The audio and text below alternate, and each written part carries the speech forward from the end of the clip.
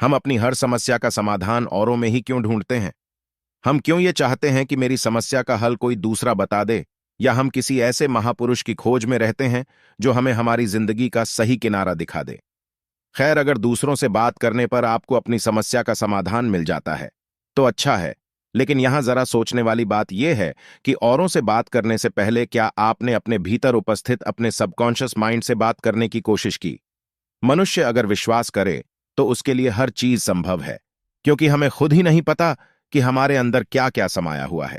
दूसरों से हम अपनी परेशानियों के बारे में बात करके हंसी या मजाक का पात्र ही बनते हैं।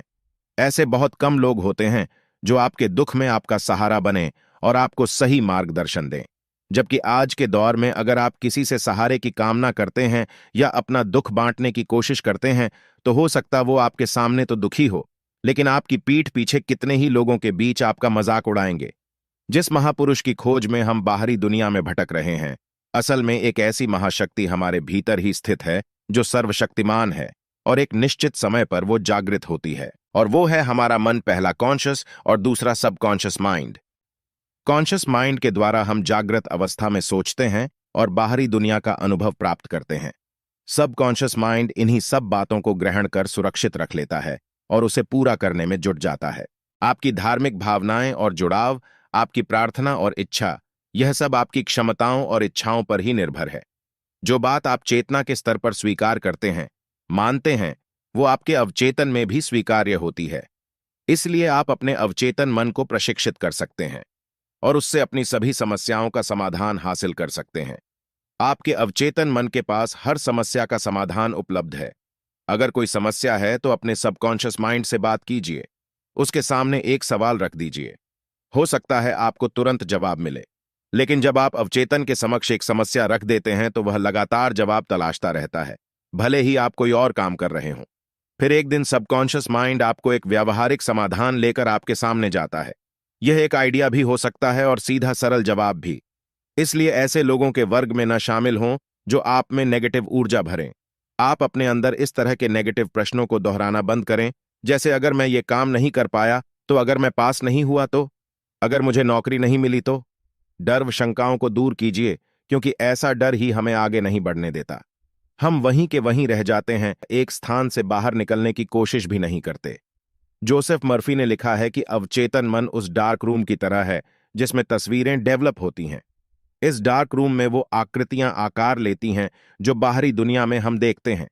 आपका अवचेतन मन चीजें देखता है और उन्हें दर्ज कर लेता है, और फिर जब इनकी जरूरत होती है तो इन्हें याद कर इस्तेमाल कर लेता है। क्या आपने इस ओर कभी ध्यान दिया या नहीं कि आप रोज सोने से ठीक पहले और उठने के ठीक बाद क्या करते हैं, क्या देखते हैं, क्या सोचते हैं? इसका आपके जीवन पर बहुत प्रभाव पड़ता है। आप इन दोनों समय क्या करते हैं, इस पर आपके जीवन की खुशहाली निर्भर करती है। पहले मैं आपको यह समझा दूं कि ये दोनों समय, यानी रात को सोने से ठीक पहले का समय और सुबह उठने के ठीक बाद का समय, बाकी समय से अलग क्यों हैं। अगर आप चाहें तो आपकी सभी इच्छाएं साकार हो सकती हैं यदि हम अपने सबकॉन्शियस माइंड में छिपी हुई शक्ति का प्रयोग कर लें, जिससे हम अपने जीवन में प्रभावशाली बन सकते हैं। हमारा सबकॉन्शियस माइंड हमारी हर बात मानता है। रात को सोने से पहले अपने सबकॉन्शियस माइंड से कहे, मैं सुबह 5 बजे उठना चाहता हूं, तो यह आपको ठीक आपके कहे समयानुसार जगा देगा। हमारा सबकॉन्शियस माइंड हमारा उपचार भी कर सकता है। यदि हम रोज सोने से पहले अपनी सेहत के बारे में अच्छा कहकर सोएंगे और अपने मन से कहेंगे, मेरा स्वास्थ्य बहुत अच्छा है और मैं ठीक हो रहा हूं, हमारा सबकॉन्शियस माइंड हमारे आदेशानुसार पालन करेगा। आप जो भी करना चाहते हैं, जिसके लिए आप दिन रात मेहनत कर रहे हैं, और अगर आपने ये तय कर लिया है वो काम करना ही है, तो देखिएगा, परिस्थितियां आपके अनुसार ही उत्पन्न होने लग जाएंगी। वास्तव में हमारा अवचेतन मन गीली मिट्टी की तरह होता है, जिसे हम जैसा ढालने की कोशिश करेंगे वो वैसे ही ढल जाएगा। इसी तरह से हमें अपने सबकॉन्शियस माइंड को सही आदेश, विचार और तस्वीरें देने होंगे, जो हमारे सभी अनुभवों को नियंत्रित करता है। नेगेटिव वाक्यों का प्रयोग कभी नहीं करना चाहिए।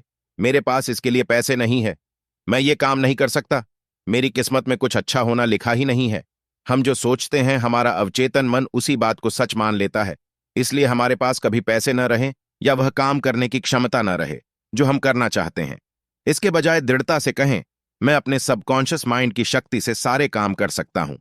कॉन्शियस माइंड रोजमर्रा के कार्य करता है, जिसमें तार्किक सोच विचार शामिल है। वह हमारे किसी काम को करने की हमारी सामर्थ्य, इच्छा शक्ति आदि को निर्धारित करता है। अवचेतन मन हमारी आदतों, बर्ताव, धारणाओं और अनुभवों को तय करता है। इसके लिए वह हमारे दिमाग में आने वाले सकारात्मक और नकारात्मक विचारों से हमारे तादात्म्य की मदद लेता है, यानी देखता है कि हम किसके साथ कितना जुड़े रहते हैं। जब हम जागे होते हैं और अपनी सांसारिक जिम्मेदारियों का निर्वाह कर रहे होते हैं, तब हमारा चेतन मन एक्शन में होता है।